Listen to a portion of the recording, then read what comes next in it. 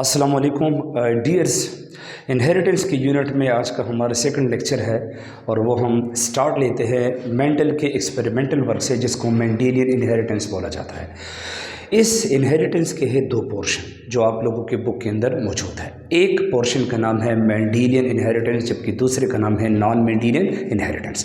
तो हम इनहेरिटेंस का काम ग्रेगोर मेंडल के एक्सपेरिमेंटल वर्क से ही करेंगे।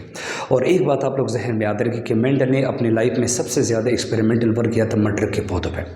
अभी आप लोगों के माइंड में एक बात आएगी कि सर मेंडल ने मटर के पौधों के अलावा और कोई किसी भी लिविंग ऑर्गेनिज्म की सिलेक्शन क्यों नहीं की, क्योंकि और भी तो बहुत ज़्यादा हमारे पास लिविंग ऑर्गेनिजम्स हैं, प्लांट्स है।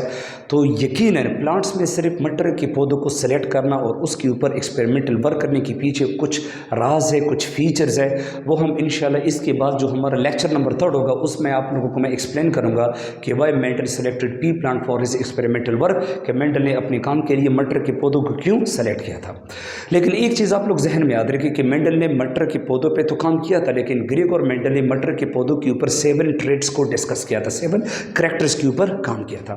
तो इससे पहले कि मैं इस चैप्टर के जो या इस आज की वीडियो लेक्चर के जो बेसिक कंसेप्ट है उसको समझाने से पहले आप लोगों को याद होना चाहिए कि मेंडल के एक्सपेरिमेंटल वर्क में मटर के पौधों में जिस 7 ट्रेड्स को उन्होंने डिस्कस किया था, वो 7 करैक्टर, वो 7 ट्रेड्स कौन कौन से थे जिसके ऊपर उन्होंने काम किया था। वो 7 करैक्टर्स को जरा प्लीज़ पहले आप लोग सुनिए। नंबर 1 है स्टेम हाइट। मटर के पौधों का जो स्टेम है उसका हाइट। सीड शेप, मटर के जो दाने हैं, जो बीज है, उनका शेप। सीड कलर, मटर के जो सीड्स होते हैं उनका कलर। पोट शेप, ये जो मटर के सीड जिस छिलके के अंदर होते हैं जिसको पोट हम कहते हैं, इस पोट का शेप और इस पोट का जो कलर है। 5 हो गए। अच्छा, इस मटर के पौधों में जो फूल है, जो फ्लावर है, इनका कलर, फ्लावर कलर, और इनके जो लोकेशन है, पोजीशन है, जिसको हम बोलते हैं फ्लावर लोकेशन या फ्लावर पोजीशन। ये 7वां और आखिरी ट्रेड है जो मटर के पौधों के साथ बिलोंग करता है। तो stem height, seed shape, seed colour, pod shape, pod colour, flower position, ये वो 7 ट्रेड्स थे जिसके ऊपर काम किया था ग्रेगोर मेंडल ने। लेकिन एक बात आप जहन में याद रखें कि मेंडल का काम एक चीज़ के लिहाज से बहुत बड़ा यूनिक है। मेंडल ने मटर के पौधों के अंदर जिस 7 ट्रेड्स के ऊपर इन्होंने एक्सपेरिमेंटल वर्क किया था, ये सारे के सारे ट्रेड्स, इसको हम बोलते हैं कंट्रास्टिक ट्रेड्स। कंट्रास्टिक ट्रेड्स का मतलब ये है कि हर एक करैक्टर के 2 डिफरेंट फिनोटाइप्स थे। मतलब अगर हम ह्यूमन की बात करें तो ह्यूमन में अगर मैं हाइट खोलूँ ना, तो हाइट में सम अचार है, लातादाद वेरिएबल्स आपको बनेंगे, 5.1 फीट हाइट और ये हाइट और वो हाइट। लेकिन मटर के पौधों का जो हाइट है ना, उसमें क्लियर कट आप लोगों को 2 फिनोटाइप्स बनेंगे, या तो मटर के पौधे टाल पैदा होंगे या मटर के पौधे ड्वार्फ पैदा होंगे।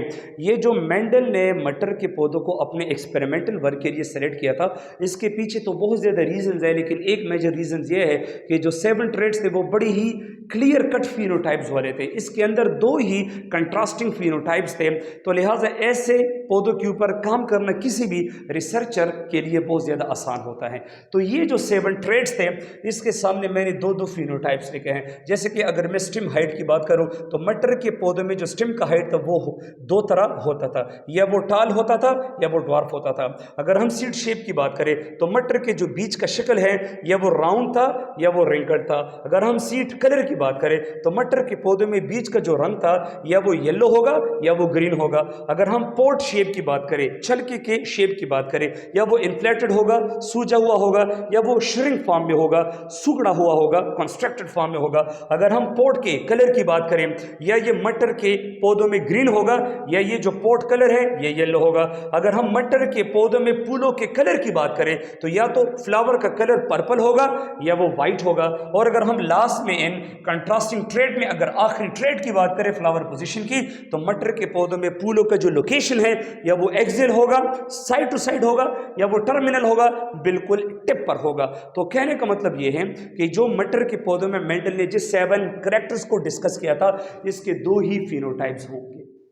अब मैंने इस साइड पे जो 7 फिनोटाइप्स लिखे हैं ना, इसको हम बोलेंगे डोमिनेंट फिनोटाइप। और इस साइड पर जो मैंने 7 फिनोटाइप्स मेंशन किए हैं ये रिसेसिव फिनोटाइप है। मतलब मेंडल ने जिस 7 कैरेक्टर को डिस्कस किया था तो हर एक कैरेक्टर के जो 2 फॉर्म्स है, 2 फिनोटाइप्स है, उसमें एक फिनोटाइप डोमिनेंट होगा और एक फिनोटाइप रिसेसिव होगा। सर इसका कंसेप्ट क्या है कि टाल और ड्वार्फ में टाल डोमिनेंट है जबकि ड्वार्फ रिसेसिव है। राउंड और wrinkle shape of the seed में round shape of the seed dominant है, रिंकल शेप रिसेसिव है। येलो और green colour of the seed में येलो कलर डोमिनेंट है जबकि ग्रीन कलर रिसेसिव है। तो इस चीज को प्लीज आप लोग सीखिए। ये सारा का सारा कंसेप्ट एक वर्ड में छुपा है जिसको बोलते हैं कंप्लीट डोमिनेंस। मेंडल की एक्सपेरिमेंटल वर्क बेस करता है कंप्लीट डोमिनेंस में। कंप्लीट डोमिनेंस है क्या चीज, मैंने इससे पहले वीडियो नंबर 1 में भी आप लोगों को एक्सप्लेन किया था, लेकिन यहां पर मैं उसको वंस अगेन डीप कॉन्सेप्ट के साथ एक्सप्लेन करने जा रहा हूं।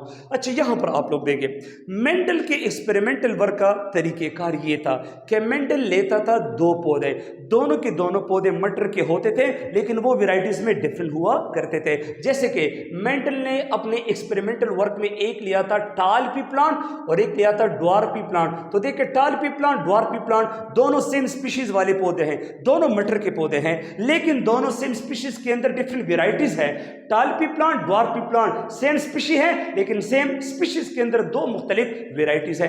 अब यहां पर आप लोग बड़े गौर से देखिए, ये जो टाल है ना ये इस मटर के पौधों में हाइट है, टाल हाइट, और इसको हम फिनोटाइप कहते हैं। Physical appearance of an organism is called phenotype. लेकिन आपको मैंने कल भी कहा था कि हर एक फिनोटाइप के लिए एक ऑर्गेनिज्म के अंदर एक जीनोटाइप प्रेजेंट होता है, क्योंकि phenotype come from the genotype. और जीनोटाइप किसे कहते हैं, कल मैंने आप लोगों को एक्सप्लेन किया था कि pair of gene is called genotype, क्योंकि कैरेक्टर को कंट्रोल करने के लिए किसी भी लिविंग ऑर्गेनिज्म के अंदर उसके लिए 2 जीन्स होते हैं। जैसे कि अब ह्यूमंस को एज एग्जांपल्स ले, हमारे बायोलॉजिकल पेरेंट्स 2 हैं, फादर और मदर, तो एक ही ट्रेट के लिए एक जीन हम फादर से लेते हैं, उसी ट्रेट के लिए दूसरा जीन हम मदर से लेंगे। तो किसी भी ट्रेट को कंट्रोल करने के लिए 2 जीन्स हम 2 पेरेंट्स से लेंगे, इसी 2 जीन्स के जोड़े को हम कहेंगे जीनोटाइप। सो किसी भी फिनोटाइप का एक जीनोटाइप होगा। तो इधर ये जो टालनेस से टाल हाइट, इसका जीनोटाइप हम लेते हैं कैपिटल टी, और ड्वार्फ पी प्लांट में जो ड्वार्फ है तो ड्वार्फ का जीनोटाइप हम लेंगे स्मॉल टी। अब याद रखें एक तरफ है टाल पी प्लांट और दूसरा तरफ है ड्वार्फ पी प्लांट, इन दोनों को जब हम क्रॉस कर ब्रीडिंग करें और हमारे पास जो पहला नस्ल पैदा होगा उसको हम बोलेंगे F1 जनरेशन। किसी भी पेरेंट से पहला नस्ल जब हम प्रोड्यूस करते हैं उस पहले प्रोड्यूस जनरेशन को हम बोलेंगे F1 जनरेशन। F1 का फुल फॉर्म है फर्स्ट फीलियल जनरेशन, पहले औलाद वाला नस्ल। लेकिन टाल और ड्वार्फ में जब मेंडल ने देखा तो वो बड़ा शॉक हुआ, क्योंकि टाल और ड्वार्फ के जितने भी नस्ल हमारे पास F1 जनरेशन में प्रोड्यूस हो गए सारे के सारे टाल थे।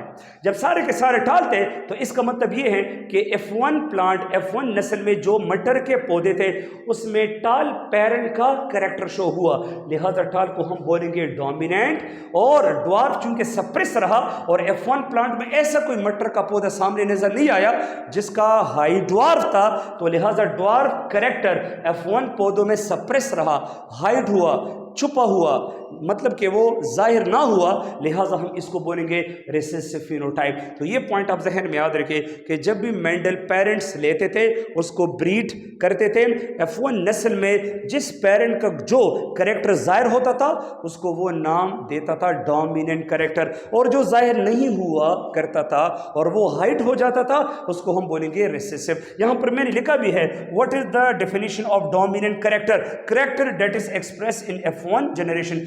पेरेंट से पैदा होने वाले पहले नस्ल में जो खासियत जाहिर होती है उसको हम बोलेंगे डोमिनेंट कैरेक्टर, लेकिन character that is not express in F1 generation, और पेरेंट्स के ब्रीडिंग के बाद पहले नस्ल में जो खासियत छुप जाती है और वो जाहिर नहीं होती है उसको हम नाम देंगे रिसेसिव कैरेक्टर। एक और कंसेप्ट इधर बड़े गौर से सुने, आपके माइंड में भी आएगा कि सर ये टाल और ड्वार्फ पी प्लांट जब हम ब्रीड करें तो पहले नस्ल में सारे के सारे पौधे टाल क्यों है, इसमें ड्वार्फ क्यों नहीं है?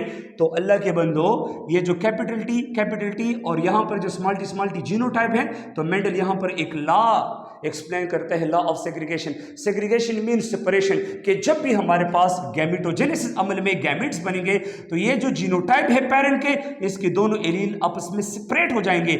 यहां पर आप लोग देखिए एक कैपिटल टी इंटर होगा फर्स्ट स्पर्म में, दूसरा टी इंटर होगा दूसरे स्पर्म में, एक स्मॉल टी जाएगा एक एग में, जबकि दूसरा टी जाएगा दूसरे एग में। तो आप लोग देखिए गैमीट्स की वजह से पेरेंट्स के जीनोटाइप के दोनों एलील जो एक दूसरे के पार्टनर्स है उसमें सेग्रीगेशन आ गई, उसमें सेपरेशन आ गई, उसमें जुदाई आ गई। इस separation of allele in the genotype during the formation of gamete को हम बोलेंगे लॉ ऑफ सेग्रीगेशन। अभी आप देखिए जब पेरेंट का जीनोटाइप होमोजाइगस होगा सो सेम किस्म के स्पर्म बनेंगे, कैपिटल टी दोनों स्पर्म में एक तरह का एलील है। यहां पर भी आप देखिए पेरेंट का जीनोटाइप होमोजाइगस है तो एक तरह के गैमेट बनेंगे, लेकिन अगर पेरेंट का जीनोटाइप होमोजाइगस के बजाय हेटेरोजाइगस होगा तो फिर गैमेट्स आपके पास डिफरेंट किस्म के बनेंगे।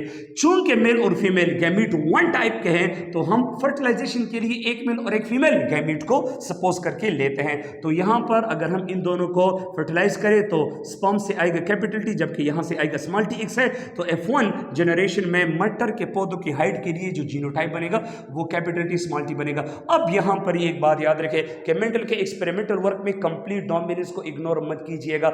जहां पर भी किसी पेरेंट में किसी भी कैरेक्टर के लिए जीनोटाइप हेटेरोजाइगस फॉर्म में आएगा तो वहां पर हम कंप्लीट डोमिनेंस का प्रिंसिपल फॉलो करेंगे। कंप्लीट डोमिनेंस का मतलब यह है कि हेटेरोजाइगस जीनोटाइप में जो एलील कैपिटल होगा वो डोमिनेट होगा उस एलील पे जिसको हम स्मॉल टी से लिखते हैं। ये मेंडल के स्टैटिस्टिकल मेथड्स होते थे कि जो एलील डोमिनेंट था उसको वो कैपिटल से जाहिर करता था और जो एलील रिसेसिव होता था उसको स्मॉल टी से। तो हम देखिए कैपिटल टी एक्सप्रेस होगा क्योंकि ये डोमिनेंट है और स्मॉल टी हाइट होगा सप्रेस रहेगा, तभी हम इसको बोलेंगे रिसेसिव। तो हेटेरोजाइगस स्टेट में जो एलील एक्सप्रेस हुआ वो डोमिनेंट एलील है, जो सप्रेस रहा वो रिसेसिव एलील है। चूंकि इस हेटेरोजाइगस जीनोटाइप में एक्सप्रेशन सिर्फ कैपिटल एलील टी की होगी तो लिहाजा F1 में सारे के सारे पौधे हमारे पास टाल्ट है। तो आप लोग देखिए इस पेरेंट से पैदा होने वाले पहले नस्ल F1 जनरेशन में कैरेक्टर जो एक्सप्रेस हुआ वो टाल था और जो सप्रेस हुआ वो ड्वार्फ है। तो लिहाजा मैंने टाल को डोमिनेंट फिनोटाइप में लिखा है जबकि मैंने ड्वार्फ को रिसेसिव फिनोटाइप में लिखा है। अच्छा, अगर मेंडल ने एक ऐसे मटर के पौधे जिसमें सीड का शेप राउंड है और उसको ब्रीड करे एक ऐसे मटर के पौधों के साथ जिसमें सीड का शेप रिंकल्ड है तो याद रखिए F1 में हमारे पास सारे के सारे मटर के पौधों में बीच का जो शेप है वो राउंड आएगा, रिंकल्ड नहीं आएगा। तो राउंड आएगा F1 में ये एक्सप्रेस होगा तो ये डोमिनेंट होगा, रिंकल्ड नहीं होगा तो ये रिसेसिव होगा। येलो कलर F1 में जाहिर होगा तो ये डोमिनेंट है, green colour of the seed F1 generation में सप्रेस होगा तो ये रिसेसिव फिनोटाइप है। पोर्ट का शेप F1 में इन्फ्लेटेड होगा तो ये डोमिनेंट है, जबकि ये वाला शेप ऑफ पोर्ट जो है वो ये F1 नस्ल में एक्सप्रेस ही नहीं होगा तो इसको हम कॉन्स्ट्रक्टेड कहेंगे। तो ये सारे के सारे फिनोटाइप डोमिनेंट इसलिए हैं क्योंकि ये F1 जनरेशन में एक्सप्रेस होते हैं और ये सारे फिनोटाइप जो हैं इसको रिसेसिव फिनोटाइप हम इसलिए बोलते हैं क्योंकि ये F1 जनरेशन में हाइड होंगे। So on the basis of expression और suppression of character in F1 generation हम एक्सप्लेन करते हैं डोमिनेंट और रिसेसिव कैरेक्टर को। जो जाहिर होगा F1 नस्ल में वो होगा डोमिनेंट कैरेक्टर और जो F1 जनरेशन में जाहिर नहीं होगा उसको हम बोलेंगे recessive character. So my dear, इनसे और कोई आसान भी नहीं है जो मतलब कोई भी बंदा आप लोगों को टीच करे। ये बहुत ही मैंने आपको सिंप्लीफाई किया। अब ये आप लोगों के जहन में एक शक आएगा कि सर मेंडल ने मटर के पौधों को क्यों अपने एक्सपेरिमेंटल वर्क के लिए सेलेक्ट किया था, कोई और पौधे नहीं थे। तो इससे पहले जो 3rd नंबर लेक्चर होगा इनहेरिटेंस के चैप्टर में तो इंशाल्लाह मैं आपको 7, 8, 9, 10 पॉइंट्स में एक्सप्लेन करूंगा कि मेंडल का मटर के पौधों को अपने एक्सपेरिमेंटल वर्क को सेलेक्ट करने के पीछे कौन कौन से रास्ते। Thank you so much, stay blessed, अल्लाह हाफिज़।